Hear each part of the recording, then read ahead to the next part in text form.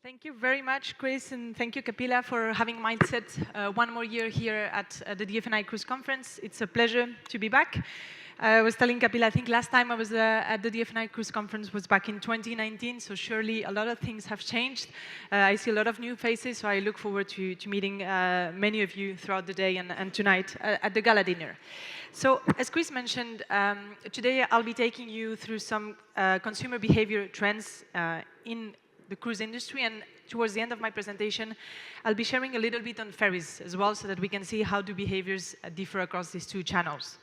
Before we start having a look at how do people behave on board cruises, I'd like to share a bit more details in terms of where do we see the most traffic in terms of cruises. So Kapila already mentioned and this was also mentioned by Andres in his presentation, the incredible increase in terms of cruise passenger numbers. Just a few words in terms of where do we find these cruises. So as you can see, still the majority of the market is in the Americas and more specifically Caribbean region. But then we also see very high potential in the Mediterranean and in Northern Europe. Now, talking about the different markets and how they have recuperated versus pre-COVID. So if we compare 2019 and 2023 passenger volumes, we see that some markets have shown excellent recovery. It's the case of the US, which is, as mentioned before, by far the most important outbound market, but also for Italy and Brazil, as well as the UK.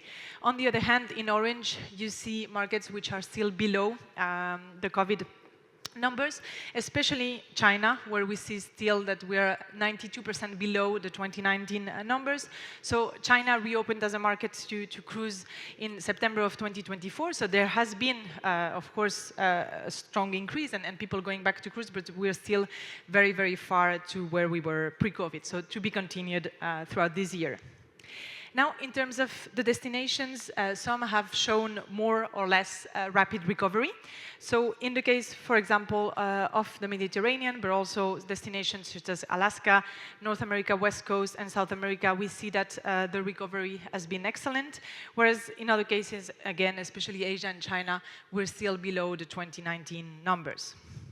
So now on to Mindset specialty, which is consumer behavior. I'd like to start by sharing a few trends that the Cruise Line International Association have observed when it comes to cruising.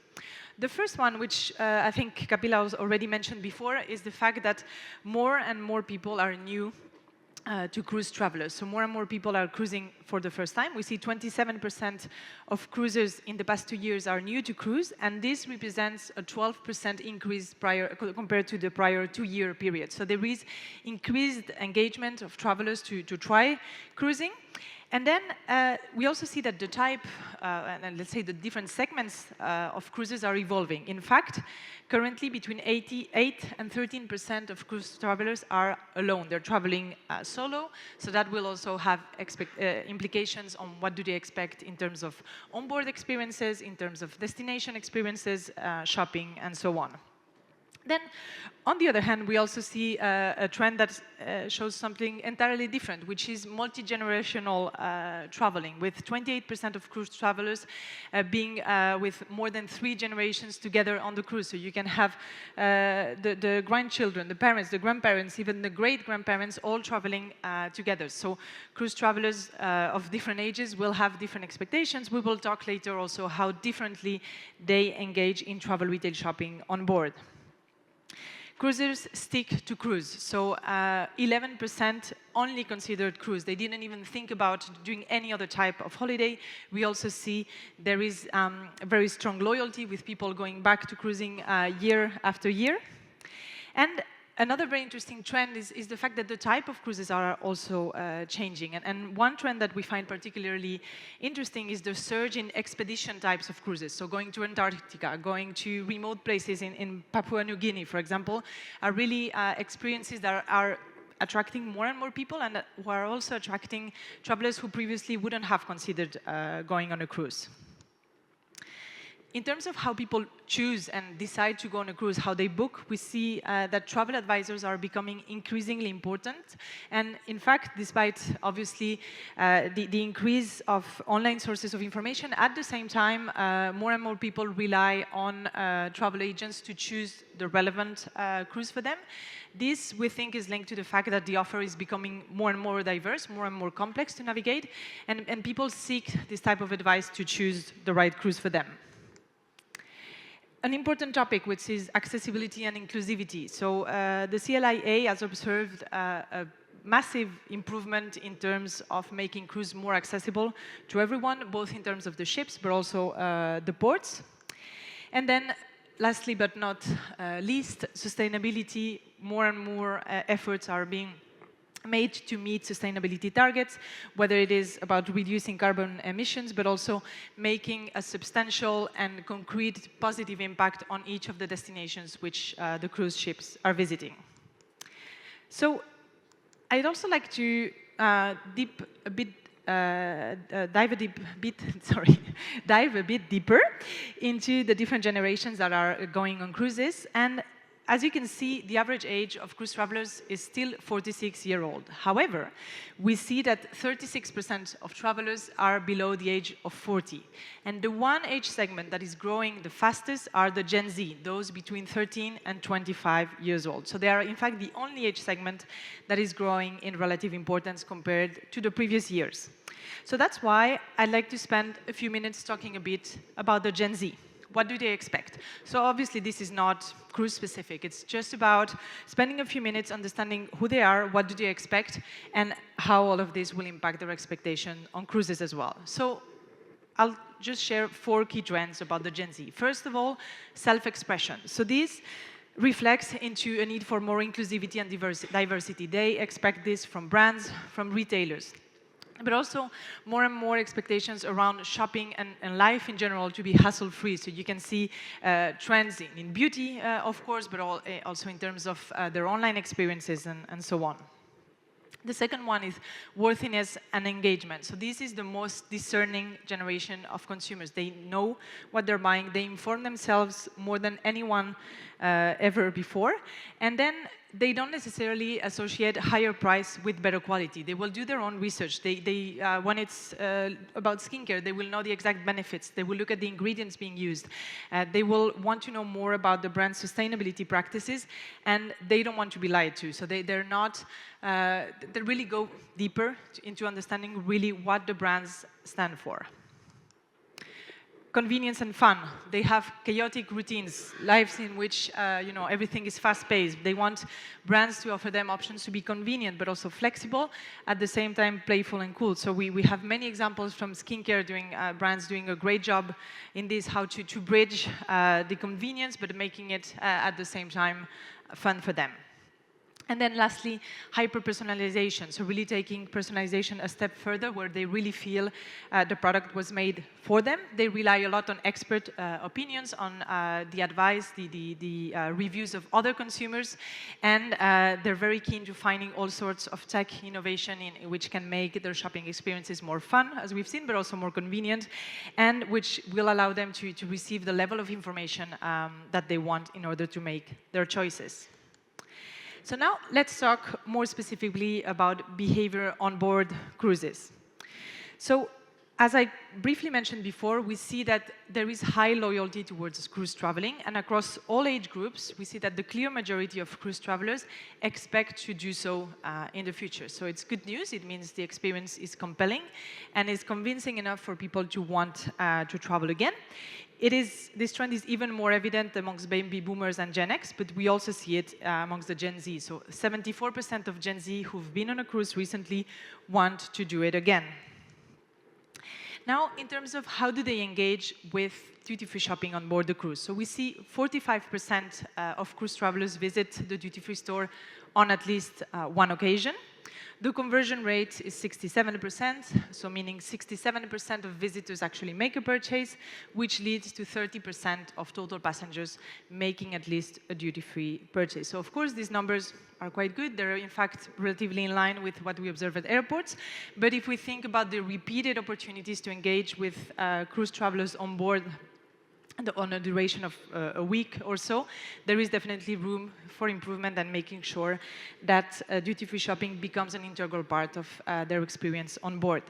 Where cruises really stand out is in terms of the average amount spent, which is obviously much higher than what we observe at airports, driven by the fact that certain categories, such as jewelry and watches, are significantly more important on cruises than at airports.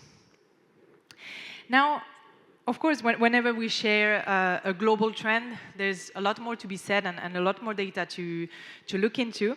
And one thing that I find particularly interesting is to look at footfall and conversion across different groups of demographics. So on this chart, if you look at the horizontal axis, you see the footfall rate, so the likelihood that travelers visit the duty-free stores.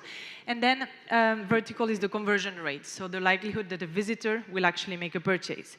And basically, we see different challenges. I'd like to mention the one of the Gen Z, whom, as you can see, have below average footfall, but are more likely to convert, meaning that the challenge is how to make sure that Gen Z cruise travelers actually go into the stores, because they're doing less visits than any other age group and any other group on board the ships.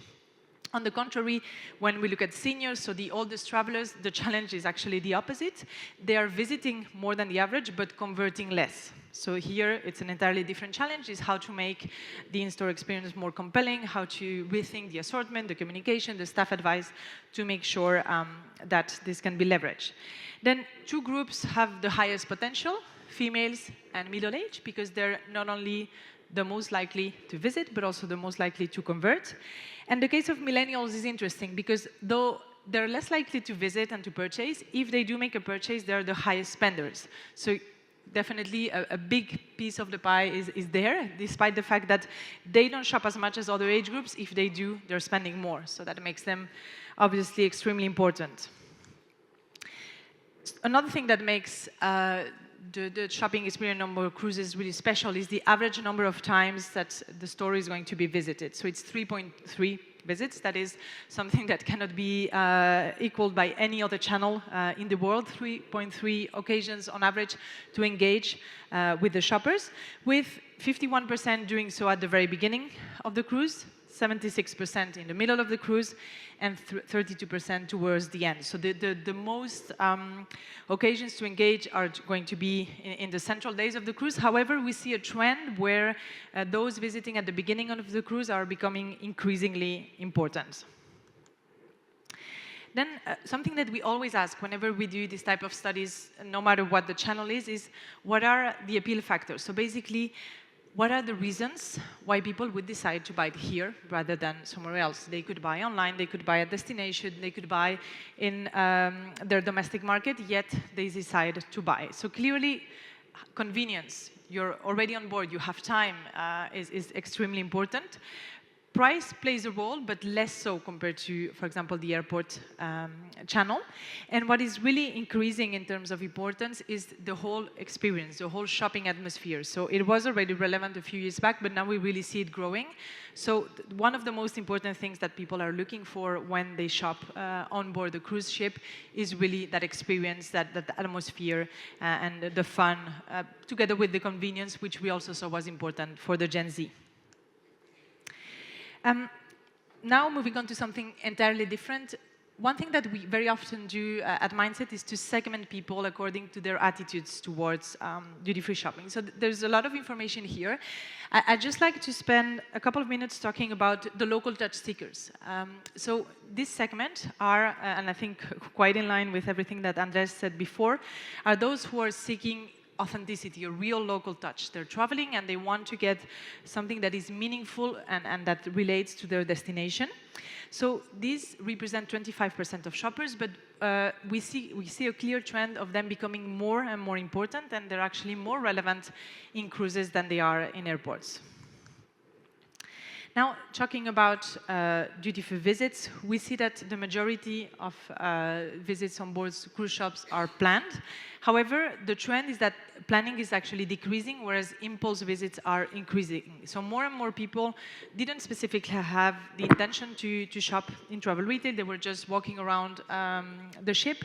They saw something that attracted their attention and decided to go in. And in fact, 46% are saying they just go into the stores to browse around. So that is, on the one hand, a major opportunity because it means there is a lot of opportunities to trigger more impulse purchasing. At the same time, also a challenge because it is more difficult to trigger conversion when you have a majority of shoppers who don't have a specific mission. So this looks quite different when we look at airport data, where we see that travelers are quite often have a mission, especially in some regions of the world. They know what they're looking for, or at least they know they want to buy, for example, spirits. In the case of cruises, they're in a different mood. It's really, they are on their holiday, so they're more just following the mood of the day, and they decide to visit spontaneously. Now, looking at the actual purchases, we see that indeed only 15% of them are made purely on impulse. So there is, you could say this is quite contradicting. We see on the one hand, visitors are not necessarily planning the visits, but buyers are in fact planning the purchases. And indeed, it shows again, when people are visiting on impulse, it's much less likely they're going to convert, whereas those who have a specific purchase in mind are much more likely to end up making that purchase. So this makes the point for the importance of starting to engage with travelers before they arrive at the duty-free stores. If you have people who at least have some idea in mind, or they know they're curious to check out the assortment of watches and jewelry, it's much more likely they're going to convert, because what we see amongst those who just visit because they're browsing around, there are some opportunities to trigger impulse purchases, but for now they're only 15%. Then the other important point that this highlights is that in the end, even amongst those who plan, in most cases, they only have some ideas in mind, or they know they want to buy a gift, or they are interested in looking at watches, as I said, but they don't know the brand, they don't know the product that they want. So though engaging with them pre-trip is key to get them to go to the store and be in the shopping mindset, let's say, in the end, the final product, the final brand which they're going to buy is very often decided in the store. So I think that there is another session coming up on the power of people, and what we see consistently throughout all the research that we do is that the sales advisors are an instrumental part of driving that in-store final decision. Now, looking at the drivers to purchase, so how do people choose specifically which product to buy? We see that value for money plays a very important role. What's interesting is that when we ask this question in airports, people talk more often about the price advantage. So they're really saying, well, I have this exact same product in my home market, and here it's 20% cheaper, so I'm going to buy it. On cruises, they talk more about value for money.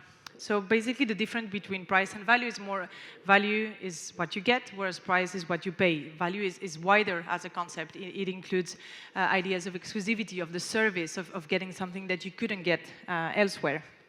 Brand loyalty is also interesting, mentioned by 20%, and suitability as a self-treat and to indulge myself are also very important. So we see that the mood that people are in when they're on board cruises impacts their willingness to purchase. Then a couple other topics which are quite special about cruises is, on the one hand, the openness to buying a product for the first time. 72% of cruise buyers say that they've bought a product which they never bought before. So it could be either from an entirely different brand, or it could be a new product, a line extension from a brand that they know. In any case, this openness to discovering something new is really off the charts, much higher than what you would see in an airport context. And then linked to that, 67% are open to buying unique duty-free exclusive products. So there is really this idea of the whole experience needs to be different, and the assortment as well needs to stand out. I briefly mentioned it, the importance of sales staff. So 2/3 of cruise buyers on board, duty-free buyers on board cruises interact with staff. But what is even more important is that 8 out of 10 of those who have an interaction say that it influenced their final decision to purchase. So it could be, on the one hand, people who had not planned to buy at all, but were convinced by the staff. But in most cases, what we see is that, as we saw before, people might have some ideas, some brands that they're interested in, but they don't know yet exactly what they want to buy. And 80% are saying, well, the staff was the reason why they chose product A over product B. The staff helped them to navigate the assortment and to understand which product was the best for them. And in fact, we see that the staff is not only impactful in what people choose, but also in driving spend. So when we compare buyers who had staff interaction versus those who didn't have, we see a plus 65% increase associated with having an interaction with staff. So this is extremely substantial and further strengthens the point of the importance of staff engagement. Similarly, when we ask them about trial and the ability to really test and experience the products in the store, we see that 7 out of 10 take the opportunity to try or test the products when available, and 87% are influenced by the experience. So there is really the opportunity to spend more time with shoppers compared to other channels and to really give them a detailed and in-depth experience with the products on board. Similarly as to staff, but maybe a bit less striking, we see that those who really try and experience different products in the store tend to spend 24% more than those who don't. So then, before we finish, and just to maybe give a little bit of comparison or talk about something else, a few words on ferries. So here, ferries is really a channel in which we see extremely diverse behaviors across the age groups. So when we talk about footfall, conversion, and purchase rate, we see that all of this is led by the millennials, whereas on the one hand, the Gen Z, but on the other hand, also the seniors are the least likely to engage with shopping on ferries. So of course, we have to keep in mind the whole experience is different on ferries, the motivations, even the reason why people are on board the ferry is different compared to a cruise. But we really see that though it's something that millennials engage with, it is much more challenging both for the younger and the older travelers. The other thing that makes ferries entirely different from cruises is the share of planning. So as you can see, we can say practically all of the purchases made on board ferry duty-free shops are planned in advance. So we know it's much more transactional. People are much more focused on value, and therefore as many as between 66 and 40, depending of the age group, know exactly the brand, know exactly the product which they want to buy. So there is less room for in-store engagement, and it's much more important to talk to travelers before they actually get to the store. And then just to finish, I'd like to say that despite this, the interaction with the staff is also frequent and can also be highly impactful, especially amongst the millennials, where 79% of them seek staff interaction on board the ferry stores as well. So just a few words to conclude. I think, well, obviously I shared a lot of numbers with you. I hope I didn't lose you along the way, but I'd like to point out a few opportunities when we think about cruise duty-free shopping from the point of view of the consumer. There is really this idea of them going back time and time again to the duty-free stores, looking for exciting experiences, for a pleasant atmosphere, more than for value. For this reason, we see that aspects such as having a meaningful staff interaction, but also being able to test and try the products in an exciting way is a very important driver of spend, whereas when we talk about ferry, we see that it's mostly pre-planned. It's very different in terms of what people expect. I didn't have time to show you all the details, but we know it's also much more price-driven versus cruises, which are more experience-driven, and also the rise of these expectations around local touch, authenticity, and so on. So thank you so much for your attention.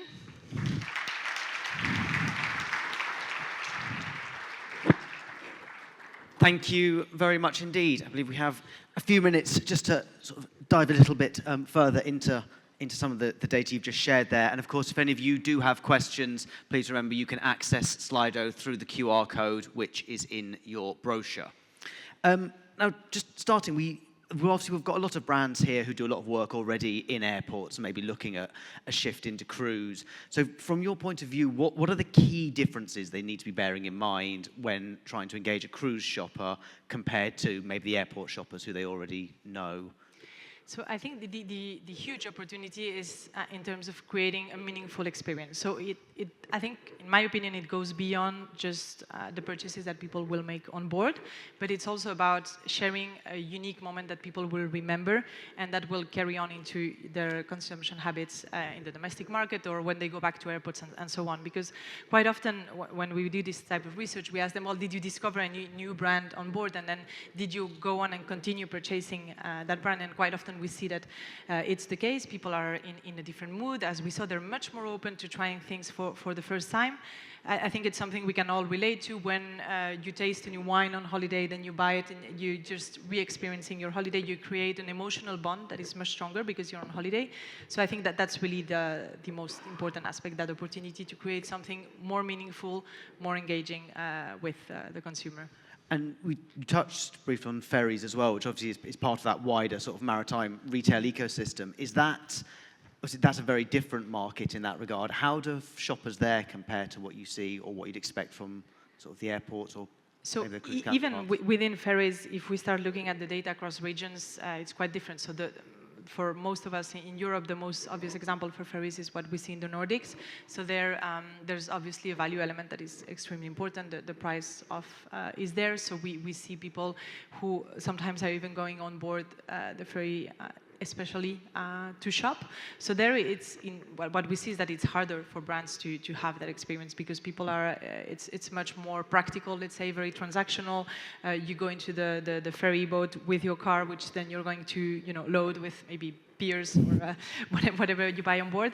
So I think the opportunity is to trigger small impulse purchases on top of that. So what we see that works quite well are, maybe lower price point jewelry, makeup, things that people can buy on top of their bigger pre-planned purchase, but definitely there's less of an opportunity to really tell a story as you would have on a cruise ship. Of course. And looking at that telling a story and building that sort of wider engagement, you touched on the importance of pre-cruise and post-cruise and engaging these shoppers so they know what they're looking for.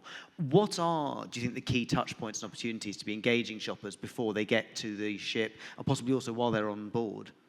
So when we asked this question as well in some of the studies. We see that obviously online is the most important touch point, with the preferred way being social media.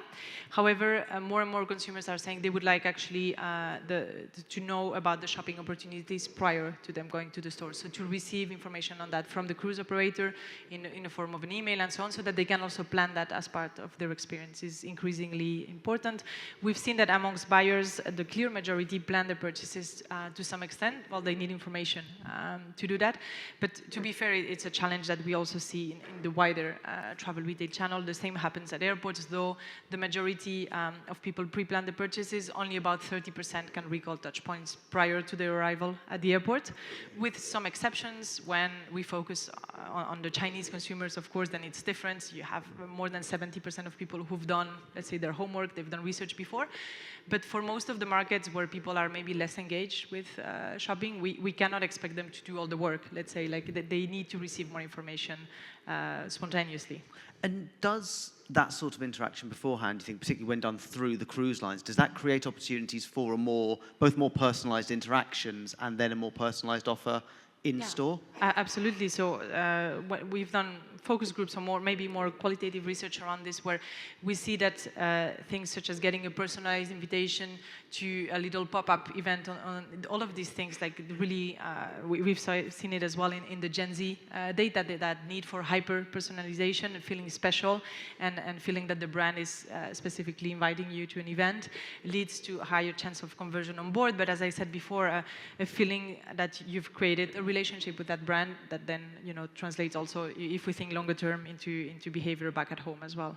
And we've touched a couple of times today on sort of interact and building retail into the wider cruise experience and interacting with the sort of the entertainment. Would that feed back into that, do you think, having more opportunities? Yeah, I think the best example of that is in the spirits category, for example, where we hear all the time consumers telling us, well, they had a cocktail making class, so they discovered a great new drink at the bar, and then they were able to find that specific bottle in the duty-free shop. But also, after, when they came back, they could serve that same bottle to their friends and show them the new cocktail they learned how to make. So in the end, it has an impact on the onboard immediate consumption, on the purchase on board, but then also, in the halo effect after the trip as well. We touched, or you touched in some depth, on the importance of young shoppers. Obviously, there's the sort of the traditional image of the cruise shopper, and there was that old idea that cruising is something that sort of people's parents' generation did, and we've heard a lot today about how younger shoppers are coming through. How big an impact are young shoppers having on cruise retail, and how do you expect that to grow and develop in the coming years? Yeah, so to start off, I think that they're having an impact on the type of cruise trips that are being offered. It seems that the offer of cruises is becoming much more diverse, with at the same time bigger ships, but also smaller ships going to sea. As we mentioned, the surge of experiential cruises, more expedition type, and so on. So that we expect will continue in the future. So the share of Gen Z is bound to grow, also just organically, because they're becoming older and older. They will be more likely to afford this type of holiday. We see the same at airports. We expect that by 2028 they will be the biggest age group traveling through airports. So they are going to become increasingly important. So all of their expectations with regards to how the type of brands they want to find, but also how should brands engage with them, will have an impact on cruise as well. Amazing. I think just before we go, I think we do have a question from the floor. Hello. Yes, just one question. It's interesting that you're talking about experiential, because the question was regarding some of the data.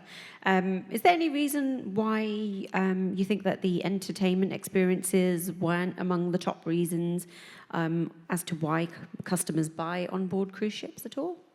Well, because I think these things, maybe they have more of a hidden effect in the sense that they contribute to making the whole experience fun. They contribute to get people to go to the stores, to enjoy their time there. But in the end, when you ask them, well, why did you buy this specific product, they're going to talk about value, about the fact that it's a brand that they love, about the fact that it suits their needs. But still, you know, all of these experiences, they build into making the whole experience appealing, definitely.